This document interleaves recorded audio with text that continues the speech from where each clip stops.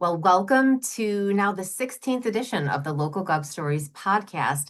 And I am so excited to introduce our brand new co-host, Danny Langloss, the city administrator for the city of Dixon. Danny, thank you for joining us and being a part of this. Well, thank you, Melanie. I'm excited to serve the ILCMA community in this way. And I'm excited about some of the ideas that you've had and we brainstormed. How do we take this to the next level? Absolutely. But first, we must publicly, once again, thank Jim Moran for helping to get this podcast going in the first place. He was a huge asset, and now he's handed the torch off to you. And I want to say that I'm really grateful to Jim for all the work he did and really excited to have you to fill his shoes. And he has big shoes, not big feet, but big shoes to fill. Jim is a great guy. I thought he did a fabulous job. I watched several of the episodes and he's just a good guy. Absolutely, absolutely. So yes, as you mentioned, we are going to be making some exciting changes to just kind of freshen up the podcast. One is actually to keep it at around 30 minutes so we can fit into your busy day. So you have time to learn about all the things that your colleagues across the state of Illinois are doing that can maybe even help you come to solutions with challenges that you're faced with in your town. So that's one of the things that we're doing that's making a change. And we want to hear from you, right, Danny? We want to hear from everybody. What we do, we just want, when you come to this podcast and listen, you want to hear compelling stories and interesting stories, but how does this relate to what I'm facing day in and day out, or challenges that are out there that I'm worried about that I might face? And so we'll put an email in the podcast description. You can send something directly to us to share your ideas, suggestions, what you want to see, but also Yeah, maybe there's somebody we should be interviewing about a certain topic. We want to hear all that because it's really about you, the ILCMA community. it is. This is for you, all of you members. So please do reach out to us. We definitely want to hear your suggestions, thoughts, people to interview, people who have done things that can help to change challenges into successes, truly. So that's another exciting change. So now we're going to shift over to what's going on in the world because these are current events and we are all faced with challenging times right now. Lots of protests, demonstrations, political issues, and violence, even. And actually, later in the episode, Danny's going to be interviewing Ghida, who will share some challenges she's faced in this type of situation where how the city of Highland Park is addressing those things, right? Yeah, Ghida Neukirch, the city manager for Highland Park, what a rock star. Yeah, But you're right, it's things are so heavy, yeah, Melanie. They're so heavy, and the political violence is concerning. yeah, The assassination and murder of Melissa and Mark Hortman, Melissa, the representative from Minnesota, yeah. Governor Chaparro and his family were at the governor's mansion, and somebody scaled the walls and threw Molotov cocktails in there at 2 a.m. while they were sleeping. Wow. Charlie Kirk was just murdered in broad daylight Yeah. at Utah Valley University, Yeah. and And it's then just there's also there's been shootings at schools, little school children just, going to church during their, Catholic school upbringing. It's really it's challenging and you and I have discussed this. These issues do fall in the lap of local government. What we're not really related, you're not really related to what's happening, but you are in charge of managing situations most often. So, and you being a former police chief, you know how that goes. Well, yeah, and they're highly volatile situations. They're emotionally in charge. They can change in different things. And most recently, I think a lot of our communities had vigils for Charlie Kirk, Yeah. and but over the last several months, and this is one of the things Gita and I talked about, and we did that interview before Charlie was assassinated. Yeah, But just about the demonstrations, the protests, yeah, and she tells a story that's going to blow your mind. How there was this pop up protest at 2 a.m. at one of their congressmen's houses in a neighborhood, and how they handled that. So a lot of best practice things we need to yeah, think about. It's one thing to have a plan. It's yeah, another to have a mindset to go into these with, and yeah, to be proactively talking with the different stakeholders beforehand, because at this point it's not if, it's when. All of us are yes, seeing this, and yes. and we're dealing with these issues that have nothing to do with us at local government. So I'm real excited about the detail and the depth and the strategy she shared. Yeah, we actually in my practice with crisis communications, we always say it's coming. You just don't know when. So having a playbook and hearing from your colleagues on how they have addressed situations already in their communities. So we will definitely get to that. But first, another change to the podcast is instead of two full interviews, that do take up a decent amount of time because we do want to interview people. We have changed one of those to a rapid fire episode. Yeah, And yeah, we I will know. be talking shortly to actually, no, county deputy with Peoria County, Shauna Musselman. So, how about we go to that? And then what will follow is Danny's interview with Ghida, which was highly powerful. And I know you're going to look forward to that. Welcome to a brand new segment for the Illinois Local Gov Stories podcast called Rapid Fire.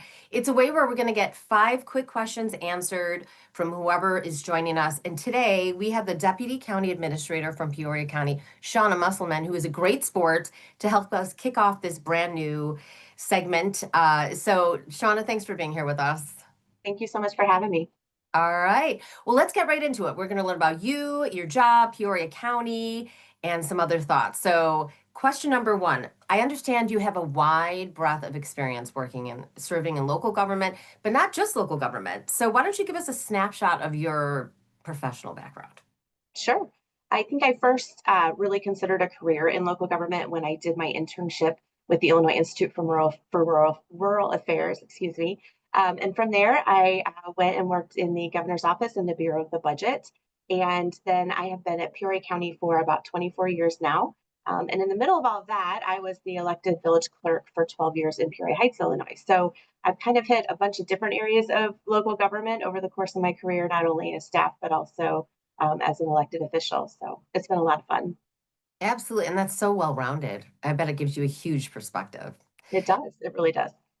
So, all right, question number 2. Here we go. We're rolling on. Can you tell us about how the county's organizational structure is distinctly different from that of a municipality? Because there are definite differences.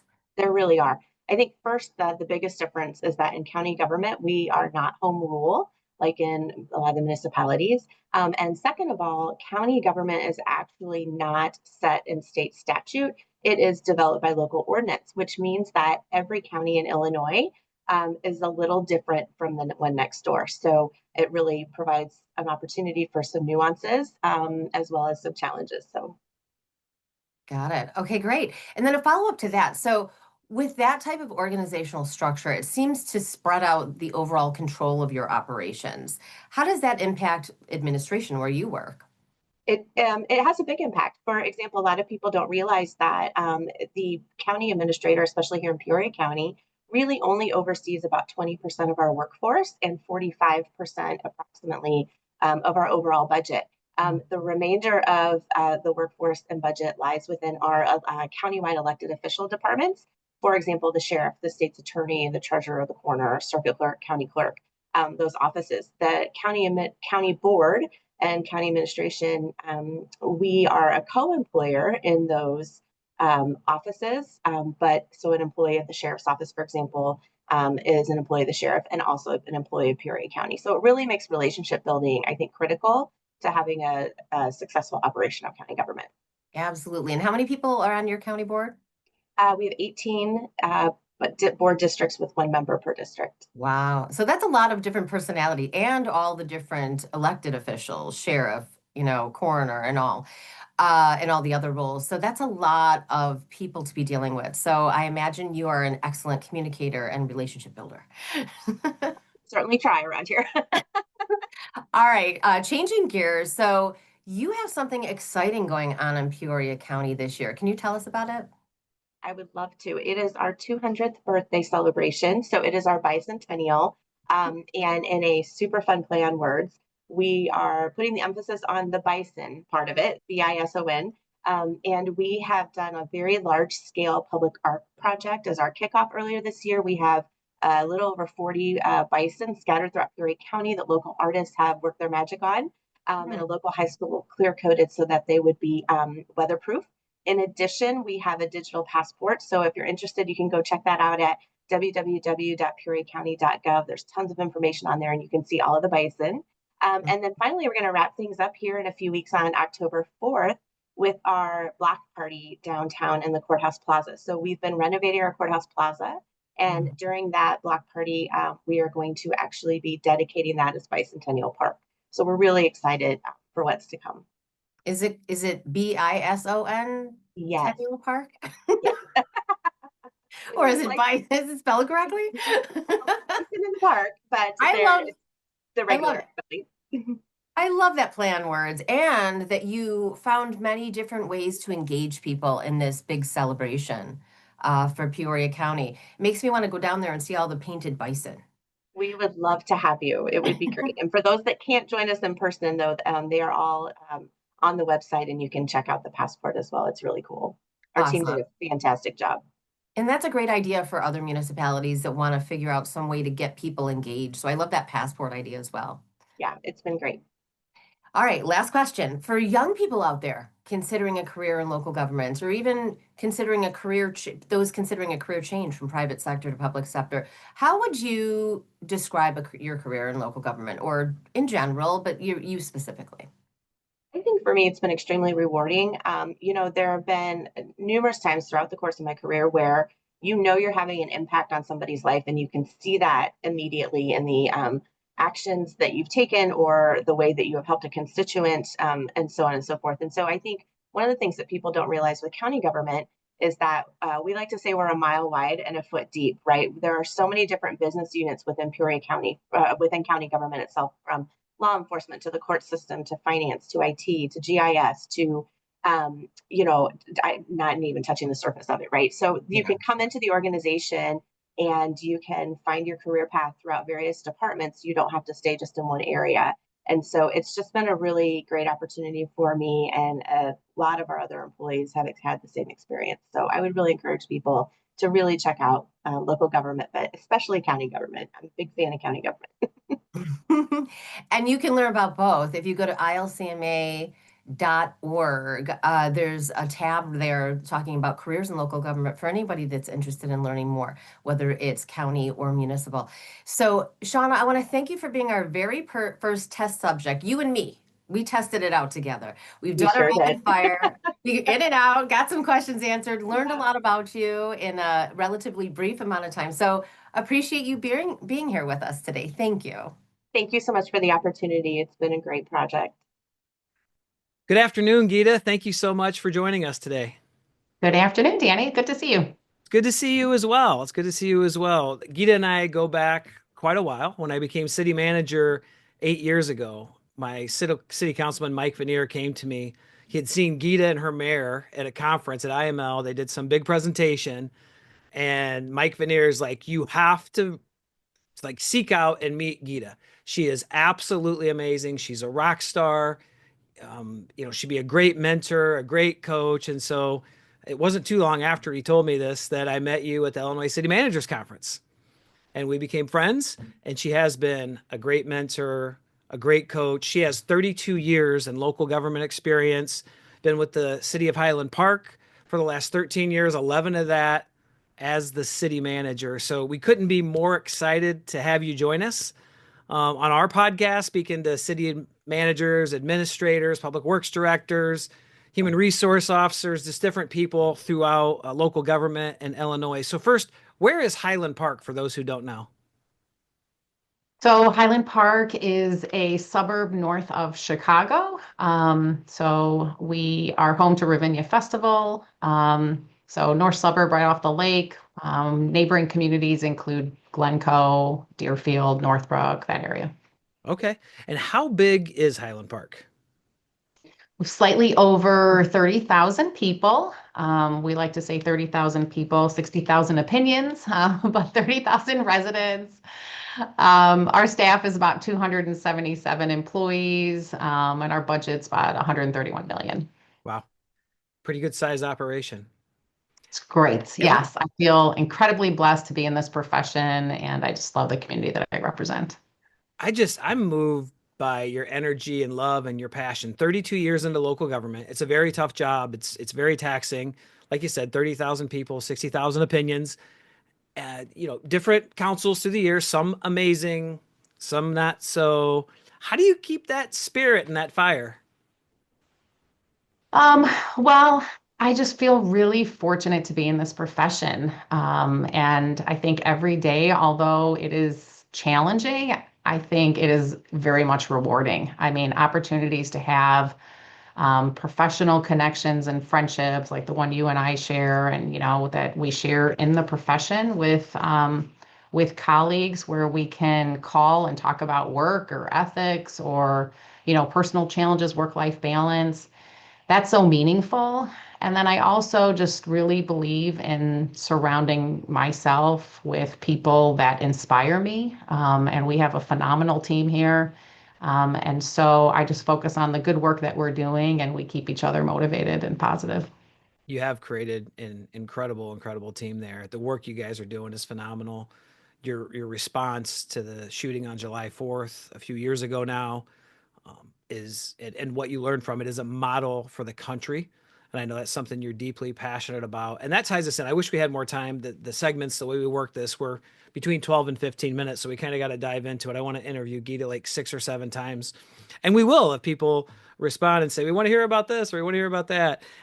So today we're going to talk about a topic that's something that we all face in different magnitudes, and that is these gatherings, protests, demonstrations around things that aren't created by us at the local level or even at the state level, but at the federal level.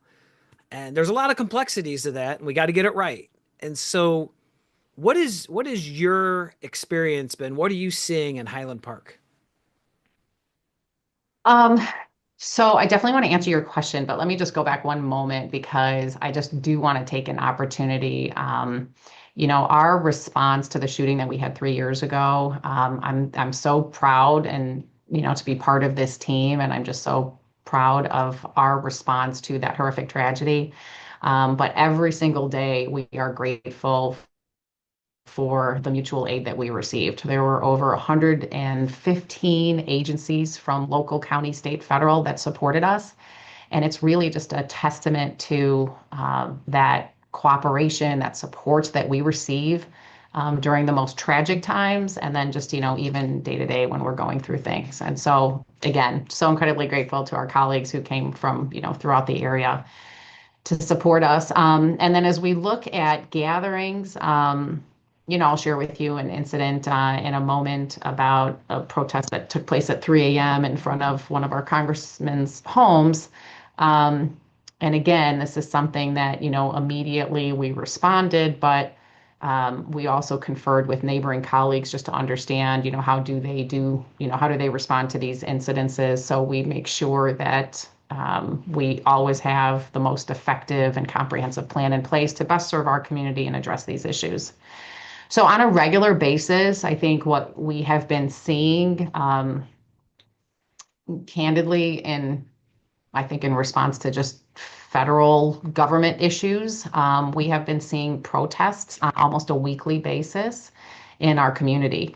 So we encourage people to contact us if they want to have a political protest or a peaceful gathering, on pretty much any subject, because it gives us an opportunity to understand who is the organizer, and then we share with them, some standard recommendations as we work with them to help ensure a peaceful gathering. So, for example, we advise them, people can gather on public property. And so they have pretty much every single week gathered on a Saturday from like noon to 2 in front of City Hall. We tell them that they can't set up tables, they can't post anything, they can't like set up a table or set up a tent. They can't affix anything to benches or street lights or anything like that, but they can gather. And we advise them that they shouldn't block vehicular access or pedestrian access, but they certainly have their, constitutional right to express whatever it is that they want to share. And then as part of that, we do advise people that they do not march for their safety and for the safety of people that are gathering with them. Candidly, it makes it a lot harder for us because when we have staff in place, now we just have to manage making sure that, the cars are seeing the pedestrians, that no one's getting hit. and that we're, kind of the scene is secure. And so we also plan for the potential for counter protests. And so on very few occasions, we've had counter protests, but again, we want to be prepared if that happens. So overall, they have been peaceful. But again, as you certainly know, you know, plan for the worst and hope for the best. So, we put police officers on the rooftop here at City Hall just so we have eyes in the sky and, making sure that we've got a good view just should something happen. We are calling back police officers. So, that takes a toll on us, all the responsibilities that they have. But it's important because in the event of something happens, we want to make sure we've got, staffing in place to be able to respond swiftly. So overall, fortunately, everyone, knock on wood, they have been peaceful, but it definitely takes a lot of coordination and staff time, without a doubt. What size are these protests, or these gatherings generally? Um, so they've been everywhere from, 100 people to a couple of thousand people. We had one protest where they did end up marching. And again, so we had, we had police officers on bikes. We had obviously foot patrol. And so we were just kind of walking with them and just helping with continued kind of safety protocols. Um, that one where they started marching, we also had an art festival going on downtown. So we also just wanted to coordinate, you know, um, just again, fortunately nothing happened, but that was part of also just making sure that when we are aware of these gatherings, we also communicate to, like if it is, for example, by City Hall, which is near our downtown district, we send an alert out to all the businesses in the downtown district just so they know what's happening. Okay. Yeah. So a couple things I hear just to unpack from a strategy side: proactive communication, identifying who the leader is, and going out, having contact, making contact, probably building some kind of rapport, relationship. And it sounds like, based on how you're doing this, we're here to help you. We're here to create a safe place for you to share your views, whatever they may be. But while you're doing that, you're setting some expectations that we're allowed to set within the law, and you're sharing the rules. And then, so those things seem so important. So build that relationship, have that point of contact. We're here to help you. We want to ensure your safety. These are the expectations. Here are some of the rules. Have you found that when your team does that, that's received well? It is definitely received well by the organizers. So I'll share with you where we hit kind of some bumps along the road.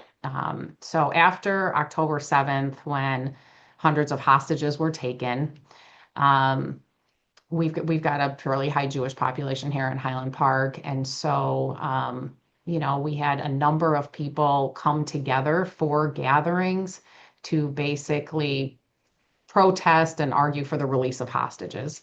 And so completely understandable. If people may remember, there were posters that were available that featured a hostage for every poster.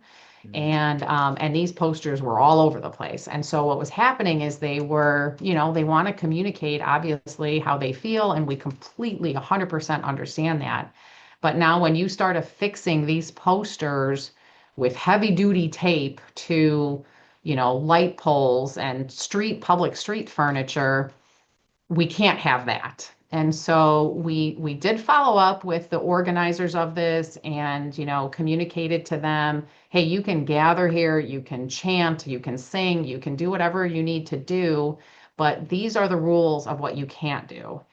And that's where it became tricky because people were confusing our kind of our basically what we were telling them with we don't support the cause.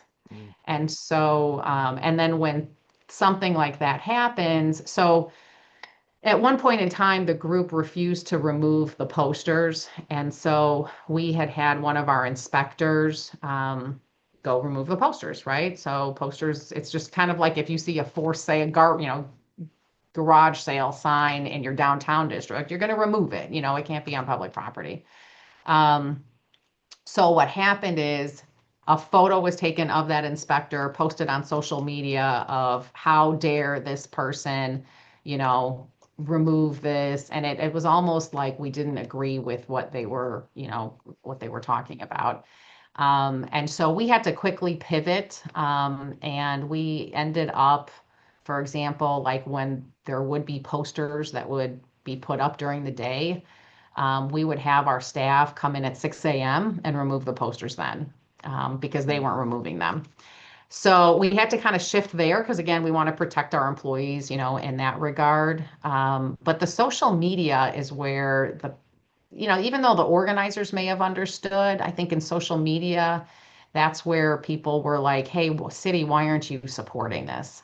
It's kind of very similar to, we've had individuals chalk in the downtown district, and chalking is legal, right? So if I want to draw a hopscotch, no one is going to come and arrest me, or give me a citation for drawing a hopscotch. But if someone starts chalking something, let's say that's anti-Semitic, as horrible as it is, they have their constitutional right to express themselves. And so now if what we tell people is if they're using spray paint, graffiti, if I go graffiti my name, I'm doing damage to public property. I can get a citation for that. But if I am using chalk, which is washable, people can chalk. Again, as long as they're not doing damage to property, people can chalk. Now, we as a city can't clean that up. But what we tell other people is, hey, if your water bottle is falling over that and you want to, clean that up, or if a private citizen wants to clean that up, they can do that. We will clean it as part of our regular downtown maintenance.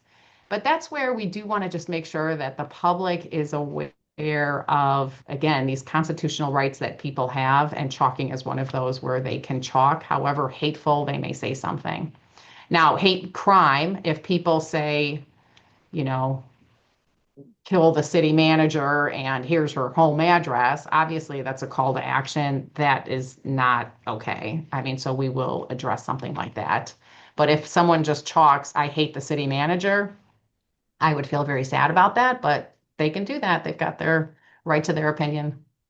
Well, all the city managers from Illinois are coming to defend you if somebody writes that. Thank you. So I'm putting a call to action out right now. No, that's well, what so as a city, as a community, we can't take sides. We're by a profession, we take an oath, we're nonpartisan, we don't share our political views. So are there some things you guys have done as you've seen an increase in these gatherings to let the community know what we can do and what we can't do and what our role is? Well, we have a statement against hate. I mean, so the one thing that we definitely will shout from the rooftops, we'll put it on all of our communications, is that we denounce all acts of discrimination, of hate, of bigotry, all of that. And so that's important because as we are enforcing our laws, at the same time, we want to make sure to communicate, hey, but just so you know, here's what we stand for. And so that, I think, is very important. So that statement against hate is on the city's website, along with our mission, our values, our priorities. And so we're communicating that regularly. And again, I think the communication is absolutely key, specifically to the organized. This situation involving the congressman and their house is very intriguing. And I think it's something that provides a lot of value and insight to city managers and city leaders all across the state. Can you walk us through that incident? Yeah, absolutely. So this was July last year. And it was the first time that I'm told the first time in the state of Illinois where there was a protest at a residential property in the middle of the night. And so what happened is I got a call from the police chief like at 3:30 in the morning, and obviously, your heart always sinks. My first question is everybody okay? And so what had happened was there were a group of people that congregated in front of a congressman's home. It's a single family residential district starting at 3 o'clock. And what they were doing was there was drums and chanting, and it was a large group of people. And so our police department responds, and the parts that, you know, I can appreciate the concern from residents because residents just want it to go away, right? And then right away, residents are like, well, arrest everybody. Hmm. From a practical perspective, we're consistent and we need to be thoughtful in our response. And so our first response for something like this, when we're that many people, is we want to make sure, obviously for the safety of the public and for the safety of our own police officers, we want to make sure that we have enough staff on site. So if this goes bad, now there isn't more harm and injury taking place to the public and our employees and the protesters. We don't want anyone to get hurt.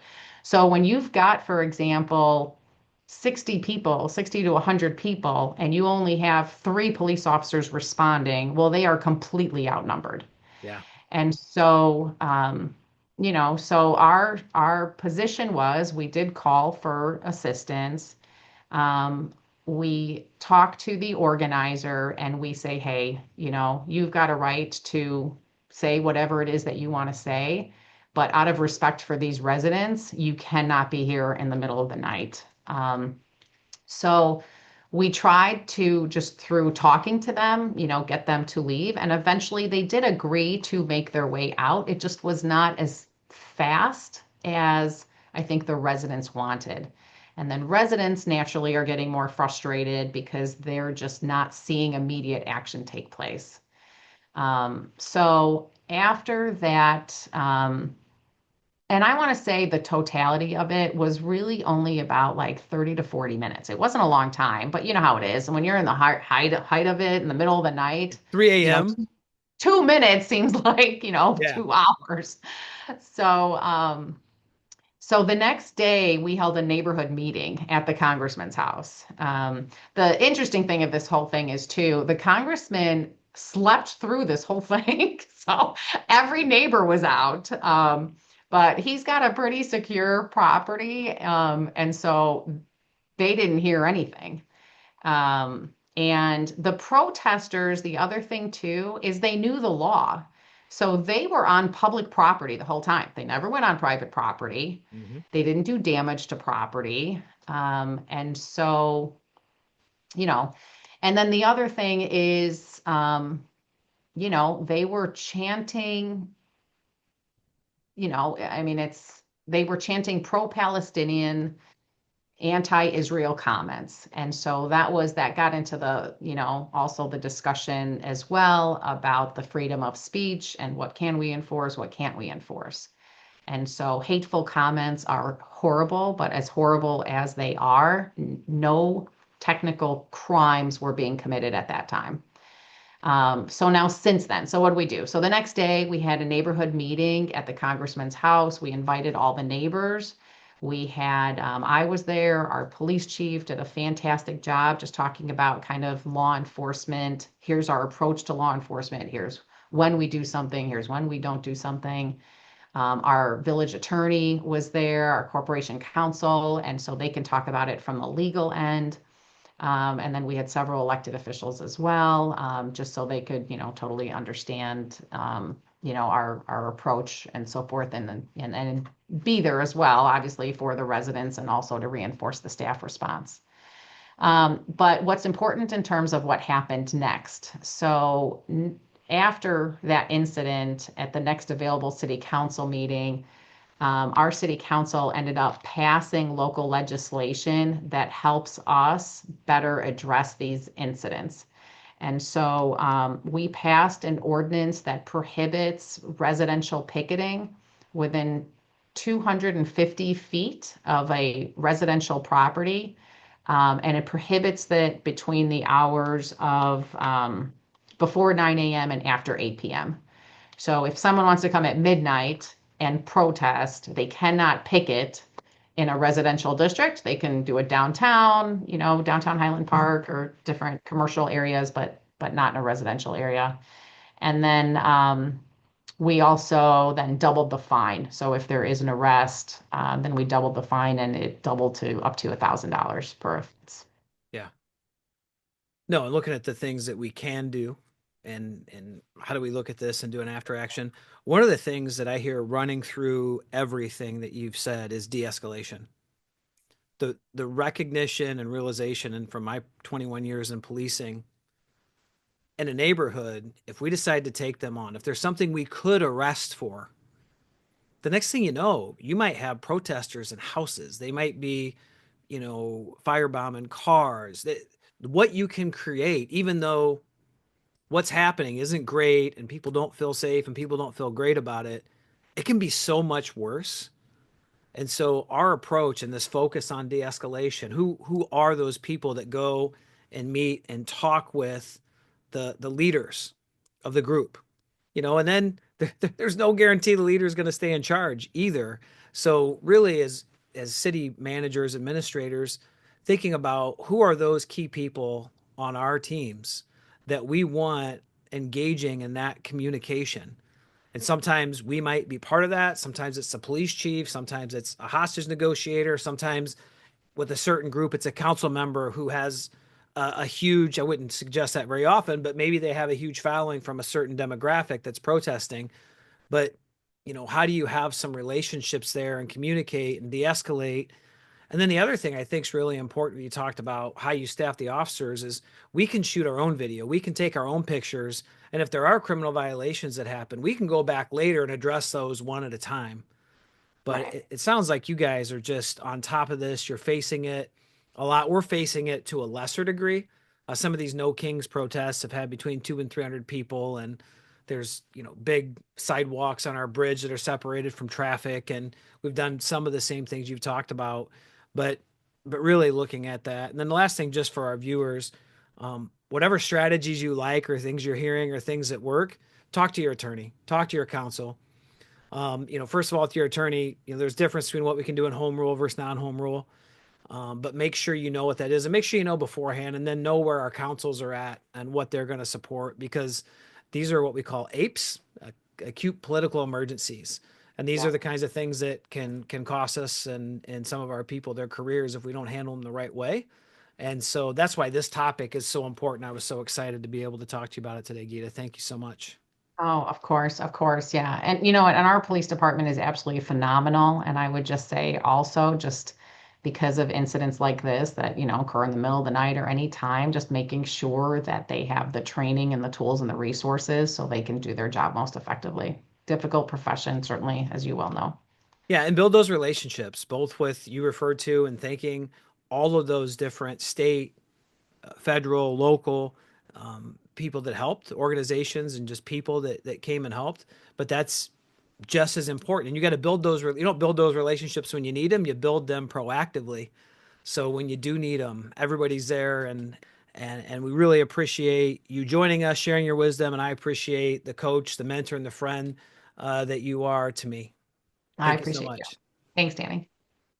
Melanie, I really enjoyed the new rapid fire Yeah. conversation there. Shauna, she's awesome. And it Yeah. was so cool because right away I was drawn in because she lives in Peoria Heights, was the former elected village clerk, and that's where I grew up.